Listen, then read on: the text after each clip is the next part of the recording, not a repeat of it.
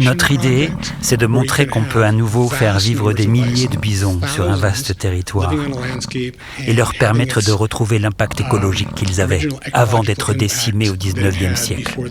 C'est ça notre objectif.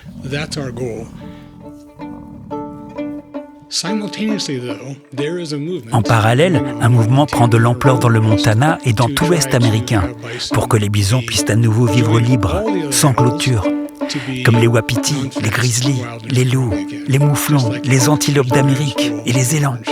Et je pense que ça finira par arriver. Bienvenue dans Sur la piste du bison, le podcast qui vous emmène au cœur des grands espaces sauvages de l'Ouest américain. Je suis Sylvie Brieux, exploratrice et autrice du livre L'âme de l'Amérique. Depuis une dizaine d'années, je vis plusieurs mois par an dans le Montana. C'est là qu'un jour, j'ai rencontré un bison qui a bouleversé ma vie. Depuis, j'enquête sur ses traces, en allant à la rencontre de celles et ceux qui le connaissent le mieux. Aujourd'hui, cap sur la Gallatin Valley dans le sud du Montana. Là-bas, je retrouve Sean Garrity, l'une des voix les plus influentes du mouvement de réensauvagement à grande échelle aux États-Unis. Nous avons plusieurs amis en commun et une forme de complicité s'installe rapidement entre nous. Sean m'invite à m'installer à la grande table de la cuisine. La maison où il vit avec son épouse Kyla est située dans une vallée où se rejoignent la Jefferson, la Gallatin et la Madison. 3 rivières mythiques qui donnent naissance au Missouri. De grandes baies vitrées s'ouvrent sur les pics enneigés des Tobacco Root Mountains. Pendant qu'il prépare du thé vert, Kyla s'éclipse discrètement pour nous laisser enregistrer. In this valley, only 300 or 400 years ago, many indigenous tribes, the Blackfeet, the Shoshone, the Hidatsas, the Mandans, Salish Kootenai would come here to hunt bison. Sean, qui est natif du Montana, tient d'abord à me raconter l'histoire de cette vallée, comme pour honorer la mémoire des lieux. Bien avant les clôtures, les ranchs et les routes, de nombreux peuples autochtones chassaient sur ce territoire luxuriant tout au long de l'année. Personne ne possédait ces terres. Pour Sean, regarder vers le passé permet d'imaginer ce que pourraient redevenir les Grandes Plaines. C'est précisément de cette idée qu'est né l'American Prairie, l'un des projets de réensauvagement les plus ambitieux au monde qu'il a cofondé et dirigé pendant une vingtaine d'années. Comment est née l'idée de l'American Prairie ? Qu'est-ce qui t'a donné envie de consacrer une grande partie de ta vie à ce projet ? L'idée de l'American Prairie ne date pas d'hier. Dès les années 1830, un artiste du nom de George Catlin défendait déjà, devant le Congrès américain, l'idée qu'il fallait préserver ces vastes espaces. Cette vision s'est transmise au fil des générations, portée par différentes institutions et personnalités. Et puis au milieu des années 1990, la Nature Conservancy a mené une vaste étude dans l'Ouest américain afin d'identifier les territoires les plus propices à la création d'une vaste réserve dédiée à la préservation des écosystèmes de prairies. Plusieurs zones ont été considérées comme prioritaires et celle sur laquelle nous travaillons est arrivée en tête de liste.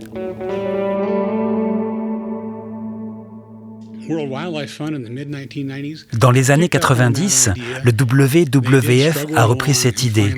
Les débuts n'ont pas été simples, mais en 2000, ils ont finalement trouvé un moyen de la concrétiser.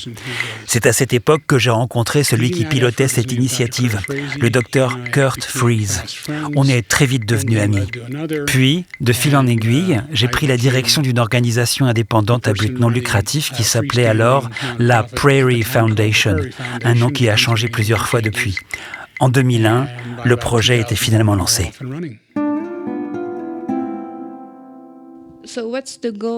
Mais quel est l'objectif de l'American Prairie ? Ce qui est important pour l'American Prairie, c'est de recréer un écosystème dans son intégrité. On se préoccupe autant des pollinisateurs, des oiseaux des prairies, des reptiles et des petits mammifères que des grands mammifères.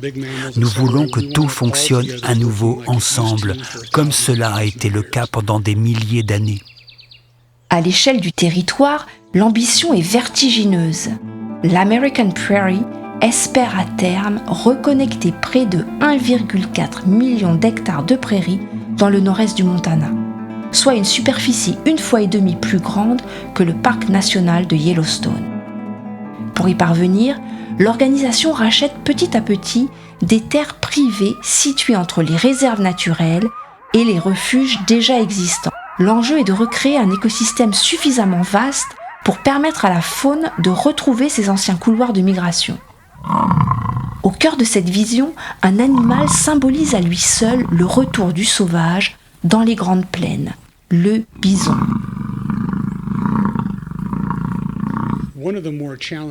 L'un des plus grands défis consiste à rétablir des populations de bisons à la hauteur de nos ambitions. En 2005, on a commencé avec seulement 16 bisons. Notre objectif était de faire grandir ce troupeau jusqu'à plusieurs milliers d'individus.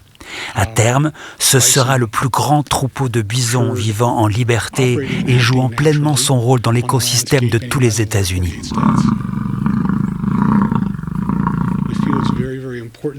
C'est essentiel, car le bison est l'une des 3 espèces clés de cet écosystème, à côté du chien de prairie et du castor. Ces animaux façonnent sans cesse le paysage. Ils le maintiennent vivant, dynamique, et cela profite à des centaines d'autres espèces. Combien de bisons supplémentaires voulez-vous réintroduire ? Y a-t-il une limite ? Aujourd'hui, nous n'introduisons plus de nouveaux bisons. Cette phase-là est terminée. Désormais, l'enjeu est de leur offrir suffisamment d'espace pour que le troupeau continue à se développer. Comme on doit plutôt freiner sa croissance, on transfère les animaux excédentaires vers des nations amérindiennes dans l'Ouest américain.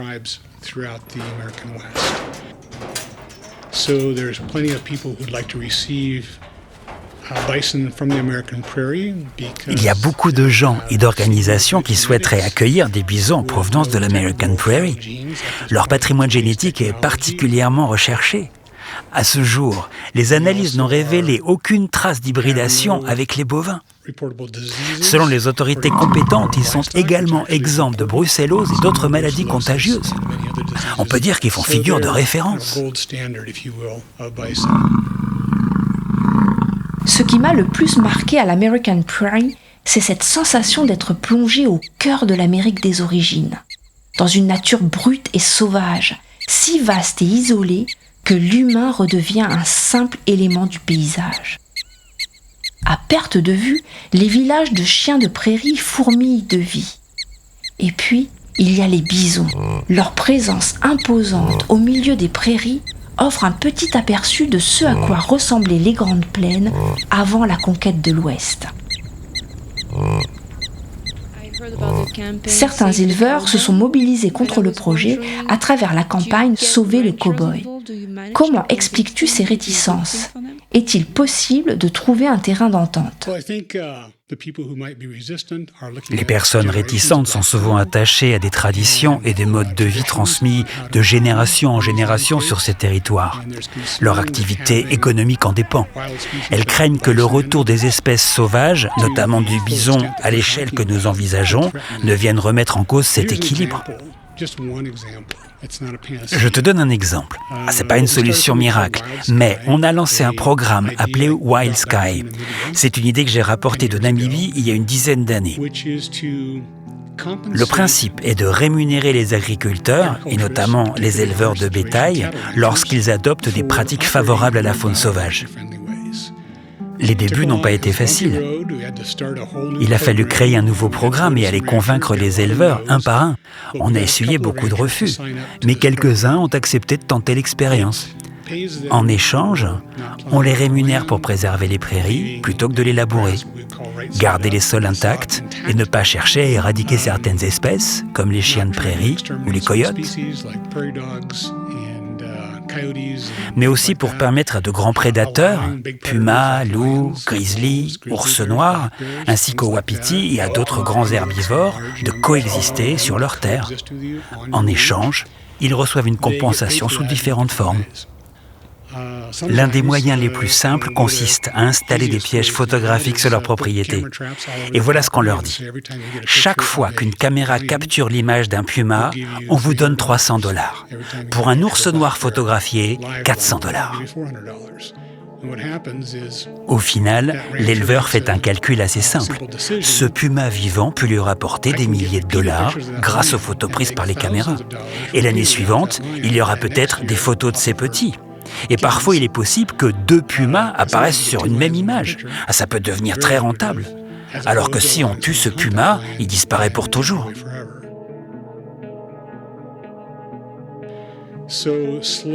On accompagne ainsi un changement progressif des pratiques en encourageant les éleveurs à faire coexister leur activité avec la faune sauvage.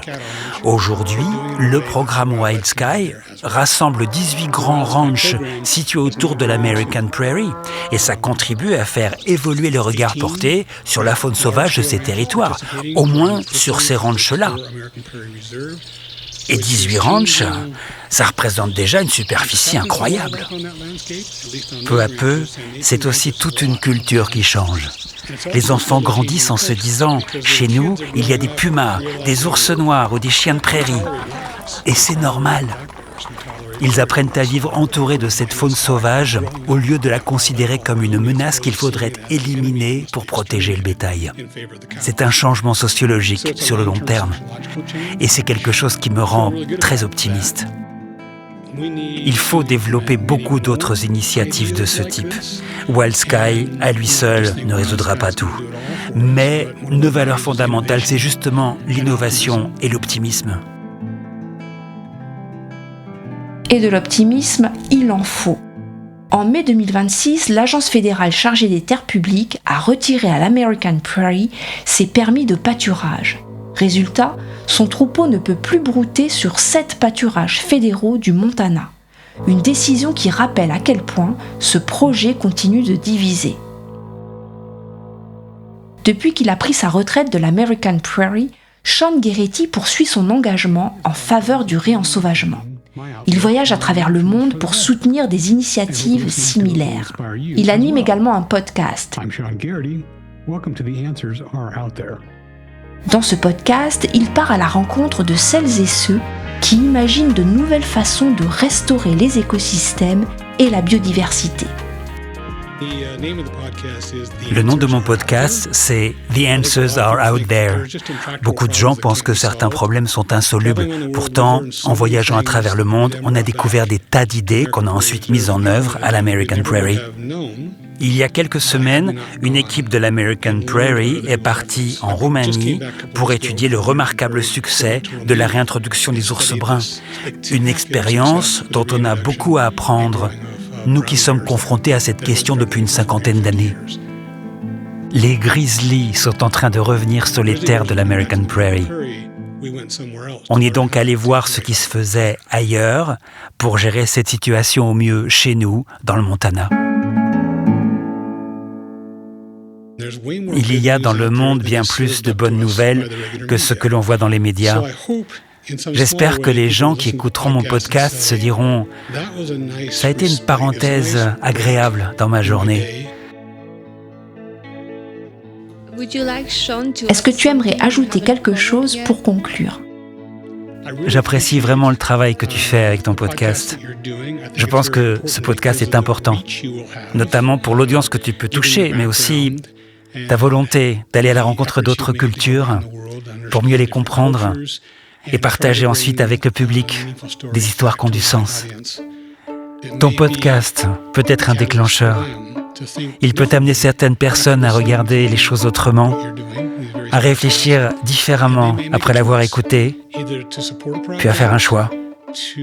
Peut-être soutenir un projet comme celui-ci, peut-être changer d'orientation professionnelle, ou même tenter l'aventure et s'engager dans quelque chose qui a du sens.